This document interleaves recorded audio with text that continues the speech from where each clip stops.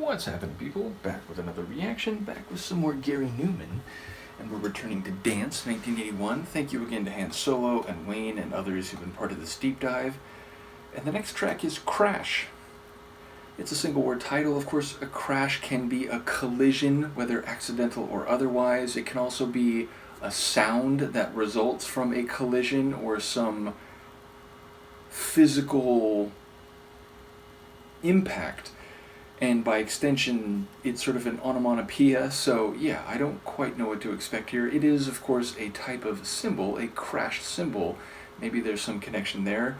Nevertheless, let's give it a listen and I'll see what I can pick up. This is Gary Numan, the track is Crash, and it's from his 1981 album, Dance.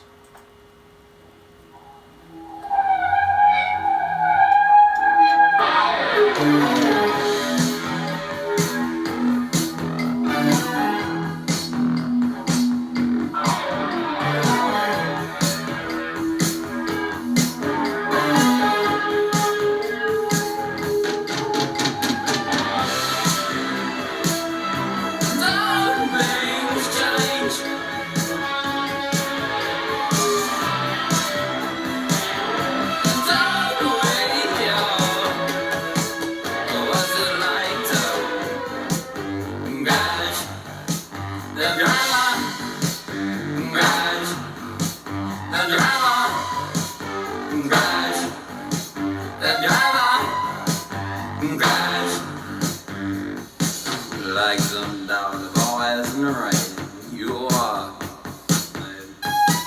nothing more to improve, so please just send down the machines. With no little love celebrations and how are things with you? Yeah, I got my time.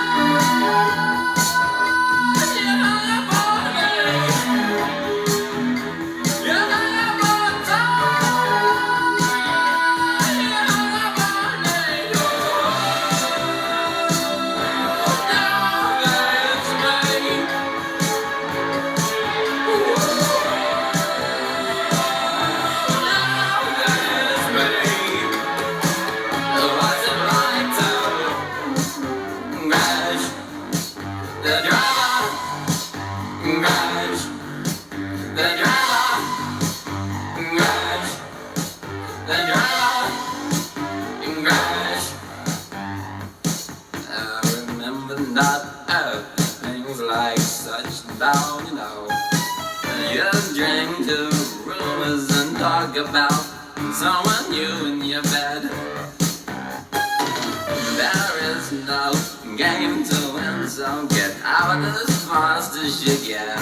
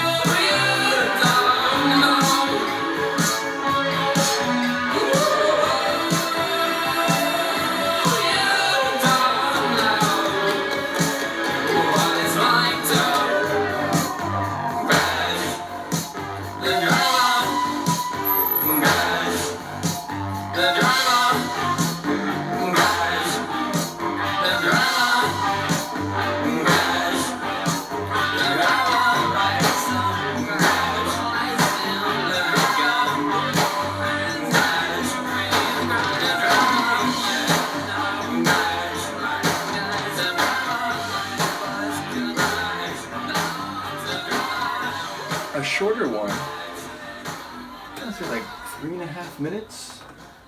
Yeah, a little bit more than that, but just about 3.5 minutes. So yeah, it felt a bit short, but I was thinking at the beginning when I was really keying in on that guitar that it sounded somewhat like a Two-Way Army track, and I get it. The distinction between stuff just under the Gary Numan name and the stuff under the Two-Way Army, it's a bit of a, I guess, false distinction, because I know it was Gary, leading the composition in both cases, but definitely the early Two-Way Army stuff had a bit more of a guitar heavy, like post-punk sound, and then once it gets into the Gary Numan solo name material, it feels a bit more keyboard focused.